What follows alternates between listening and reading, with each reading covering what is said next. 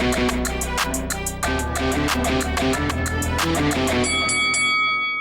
guys, welcome to Boxing Squared for boxing news and views from around the internet.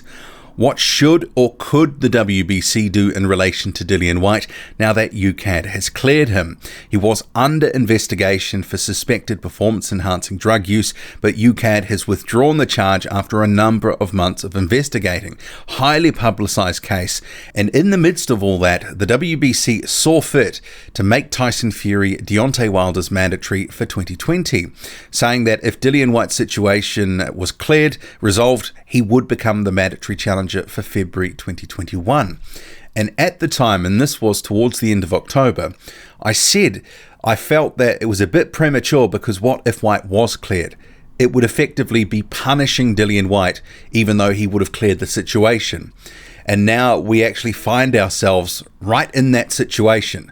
Dillian Whyte has been cleared by UKAD, but he is made to wait a lot longer. He won the right to be Deontay Wilder's mandatory against Oscar Rivas in July 2020.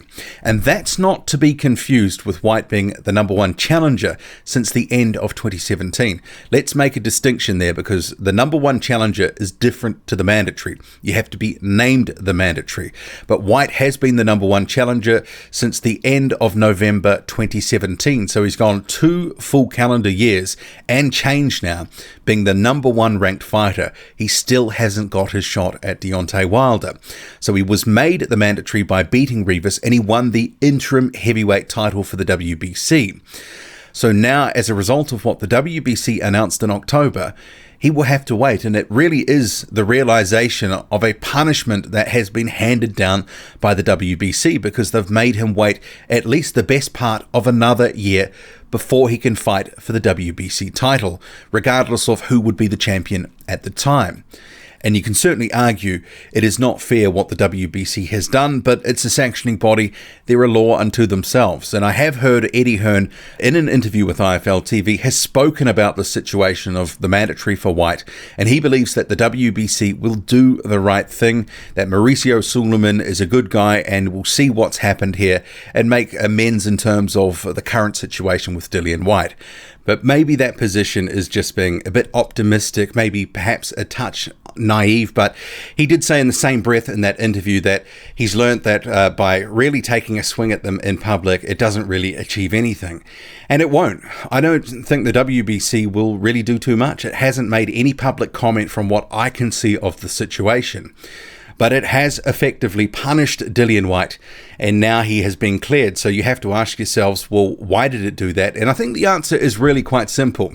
It wants to be involved in this fight between Deontay Wilder and Tyson Fury in a big way. It wanted to have a little bit, something extra on the line here. And the mandatory status, given that there was uncertainty about Whyte and his situation, where it would all end up, the whole thing, it sounded a little bit flimsy at the time. And now it just seems a bit absurd because effectively there is 2 mandatories in the WBC. And Dillian Whyte is the second mandatory. So that is really the situation. It's a situation Whyte had really tried to get away from.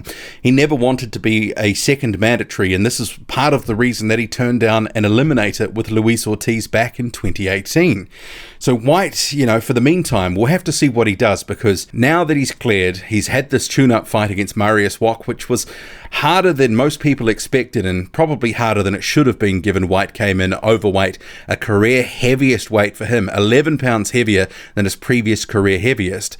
But I'm sure he will be back in the Dillian Whyte pay-per-view business in 2020. Probably 2 fights, maybe 3. I would sort of say that if he was to whip himself into good nick as, around 250-ish, which is generally where he fights, he'll probably have a pay-per-view maybe around the middle of 2020. Maybe May, we'll have to see what happens. But somewhere between May and July, that's generally been his pattern. And then he would probably look to have a fight at the back end of 2020. And I'm sure if he keeps winning, they'll both be pay-per-view fights. Who they'll be against remains to be seen. He could look to potentially face someone like an Alexander Povetkin, Michael Hunter, Joseph Parker rematch, which he has thawed on And outside of the Matchroom stable, it's hard to sort of see who he would just face right off the bat. Maybe you could sort of talk about a Luis Ortiz, but I think the politics between two different promotional stables may just prohibit things actually happening. And I think Luis Ortiz may have other options that he'll pursue in 2020 should he continue fighting, and I'll cover that in a different video. I don't think they really include Dillian Whyte.